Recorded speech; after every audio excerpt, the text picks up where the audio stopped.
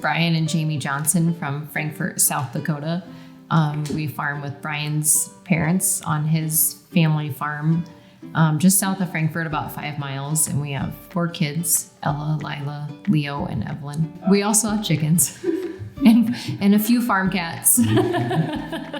So our farm here was started in 1906. Our ancestors emigrated from Sweden and picked a pretty good spot here in South Dakota. And so I grew up here, helped Dad as a little kid, riding on the armrest of the tractor, round and around, just like every other farm kid. And our kids are helping us now, learning how to participate in farming activities and keeping them busy. And we raise corn, soybeans, winter wheat, spring wheat, and then we also do just a variety of forages. It just kind of depends what we need for the year for our livestock. So soybeans are just an integral part of our crop rotation. They just kind of play a part in how we rotate everything through our farm. Corn, soybeans, and wheat, we're trying to really integrate to have 3 or more crops in our rotation all the time.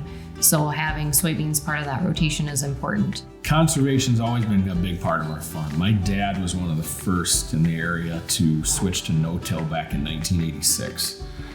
He went and talked to Dwayne Beck, kind of the pioneer of no-till here in South Dakota. In that spring in 86, he switched over to no-till, and so we've been doing it for a long time. There's always different management changes you have to make. We've got different conservation practices we use, but I think it's been something that our family's always believed in, and our kids believe in it.